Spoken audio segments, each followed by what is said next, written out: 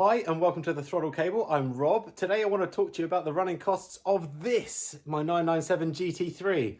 I've had it for just over 3 years now, so I want to tell you what it was like to own and what the costs really were.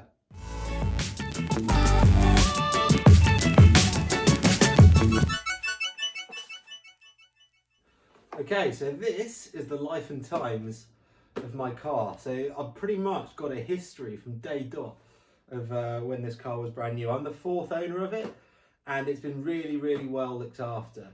The first thing I would say, if you want to know the running costs of one of these cars, as long as it's been looked after, it is pretty good. There's absolutely no reason why you shouldn't consider getting one of these things. The running costs aren't as horrific as you might think. Obviously, it's when they were new, they were probably an £80,000 car back in 2006, 2007 when they were launched. But the servicing cost will always relate to that. So respectively to what the car cost new, I would say it's a really easy car to own and run. The Mezger engine in this, they're pretty much bulletproof. The only real thing I've ever heard of failing on these are the coolant lines popping off because they're bonded on rather than mechanically fastened. So you see some people will drill and pin those lines to make sure they don't get that issue in the future.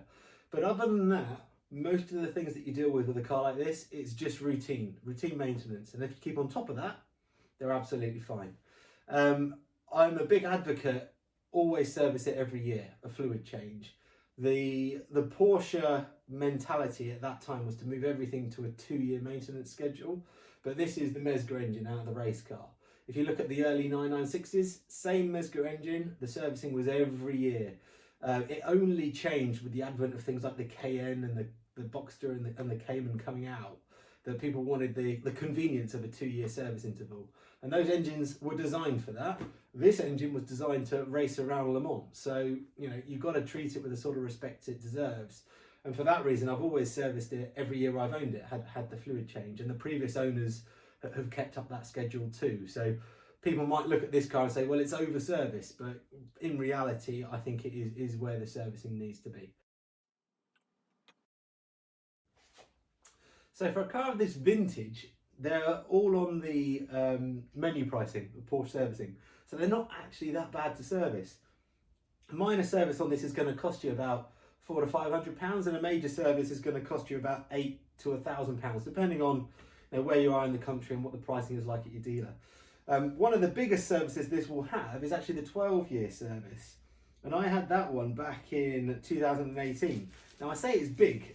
I mean, it cost £1,250, which isn't ridiculous when you consider that if you are servicing it every other year and you didn't do what I did in between and just have the oil changes, that's all you'd have in a 2-year period. Now the difference of that is it's got the spark plugs, it's got the major, the poly rib belt gets changed, and the fluid in the gearbox as well. And all these things are super important to get done on time for that major service. And if you get one that's just had that done, you're not going to have the similar cost like that again for, well, another 12 years. So, they're of a vintage now. If you pick one up and it's been serviced correctly, there are no big major costs coming up.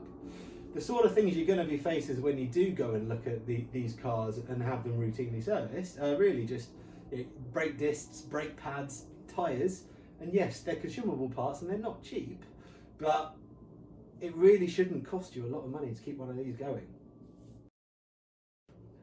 Now, of course, if you buy a bad one, this can all unwind itself and go a bit wrong. And that's why it's really important to check a car out and find the history of ownership of the car before you pick it up. So I'm the fourth owner of this, and the 3 owners before me were all sort of, I would call them gentleman drivers. This car isn't a track car. It's a standard spec GT3, but with bucket seats in it. So it doesn't have a club sport cage or a fire extinguisher in it. So it doesn't attract the same sort of buyer as sort of a track rack car. So it's a really nice, clean car. You may have noticed if you've watched one of my other videos on this car, I've only done one other on it. I had it up for sale because we're going to be moving house soon, and it's now sold.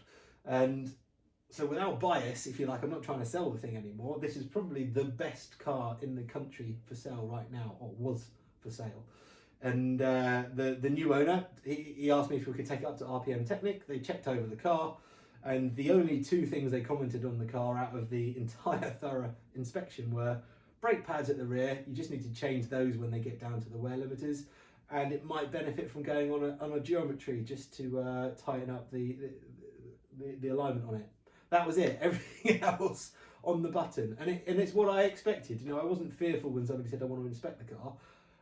Yeah, I know this thing bumper to bumper is absolutely immaculate, and that's kind of how you want to keep one of these cars. Keep on top of the maintenance, and there are no horrible surprises. So outside of routine maintenance, the things I've had done to the car, I've changed the exhaust on it. So the centre muffler at the back. So on these, you've got a centre muffler that sits by the exhaust tips, and you've got two side mufflers. When you're in normal mode, the exhaust gases go through those side mufflers and through the centre exit of the exhaust muffler, and out they come. If you hit the sport button, the valves open up and they pretty much allow a straight shot through those side mufflers. So they pretty much delete the muffler, and then the exhaust gases get muffled by that centre muffler. So if you change that centre muffler to a straight through pipe, you have a fantastic sport sound when you have the sport button on, or when the valves open. And the style I went for was the Soul Performance style, which is essentially a trumpet style of exhaust. So the exhaust flares, the tubes and the pipework flares as it comes towards the centre exit here. A friend of mine down the road's got the Sharkworks version, and it also sounds lovely, but I don't think it's on a par with this style of exhaust. So if I were to recommend one, it would probably be the style of the Soul Performance exhaust, where the exhaust flares out towards these the centre exit pipes. Massive improvement to the sound of the car, and a huge improvement to the enjoyment of driving it around. The other thing I've had done was I had the wheels refurbished by Lepson's down in Kent, probably the most renowned wheel refurbisher in the country. So I actually had them put on a pallet and shipped down there because I thought it was the best possible place to get them done. And I've had them done in a Satin Arum Porsche colour code, which I think looks fantastic against the red. Other than that, the only other things I've changed, things like I put some fresh grills on the front of the car to protect the radiators, and that's it.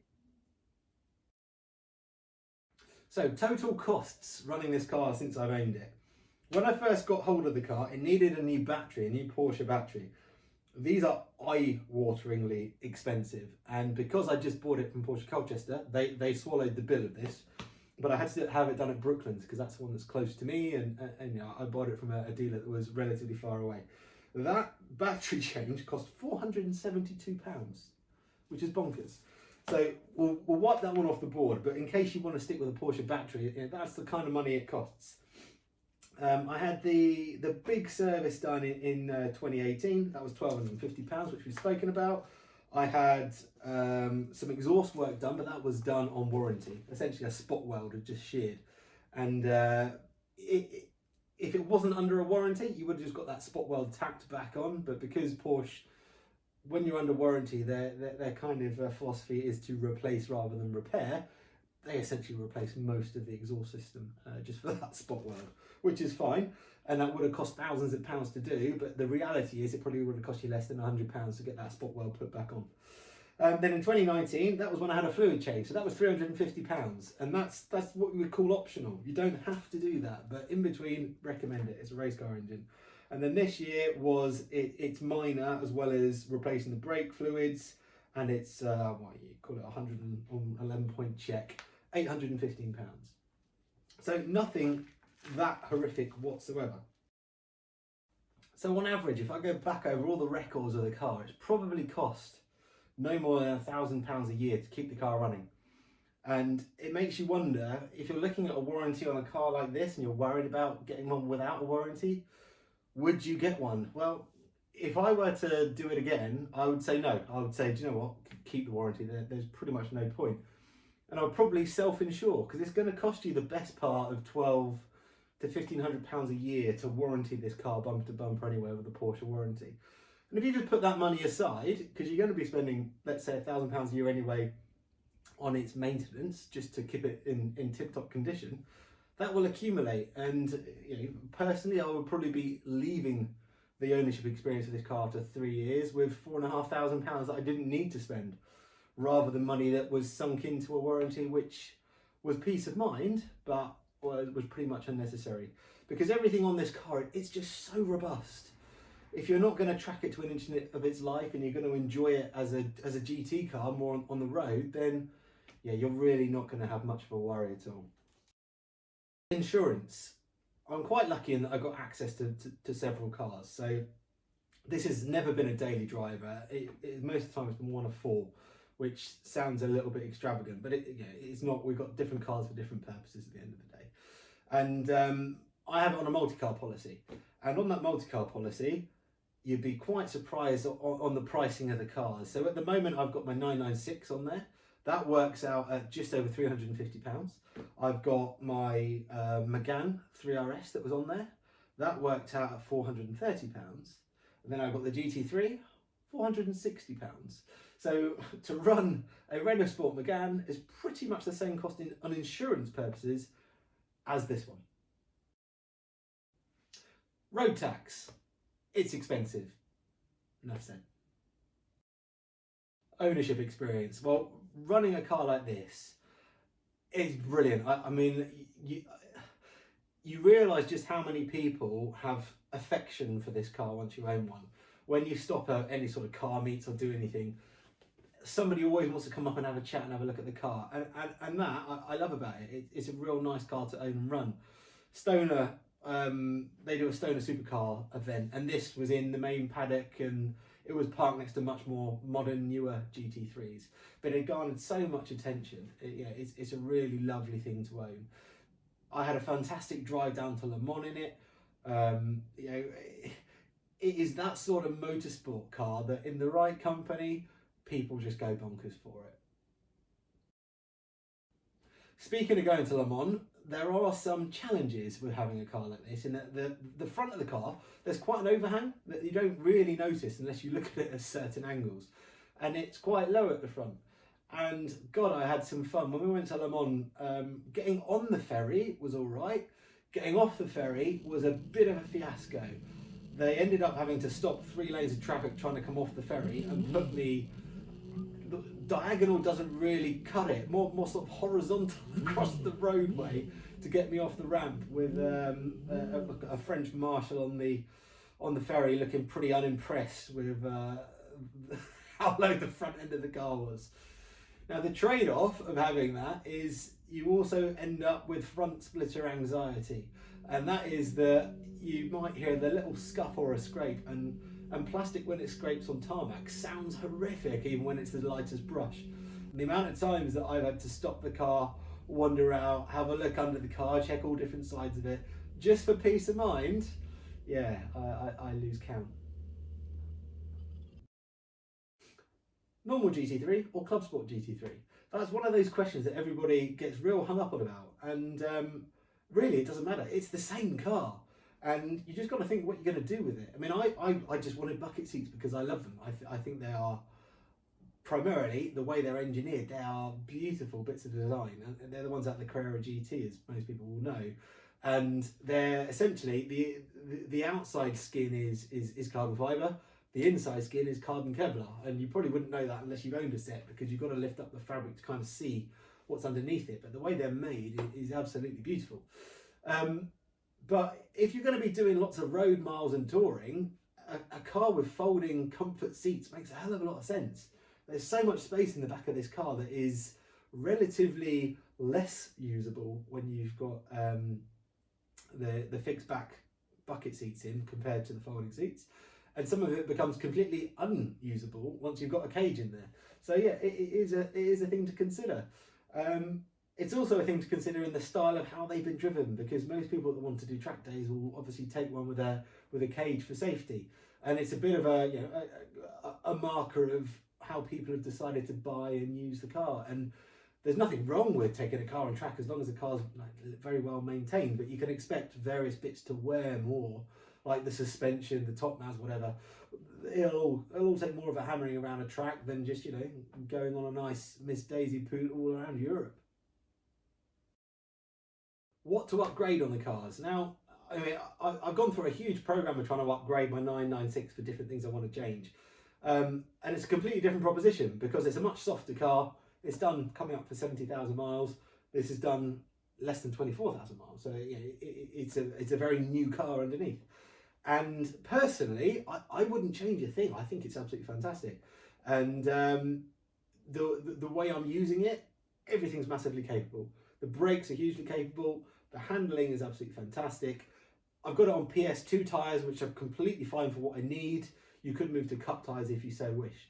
But unless you're going to be pushing this car to its limit, which quite frankly, I'm probably not a good enough driver to do so, I'll happily admit that, I don't think I need anything more. Out of the box, it's absolutely perfect. But there are some choice upgrades out there. Some people look at changing the ratios in the gearbox. Things like engine mounts, like I've done in the 996, some people look at that. And maybe lightweighting the car as well. People sometimes look to change the limited slip diff if a car's been tracked quite a lot. The diff, some people will mention they think it's a weak point of the car, but that's only when they're driven to excess. If it's just driven as a road car, then they're very, very competent. I wouldn't worry about it whatsoever.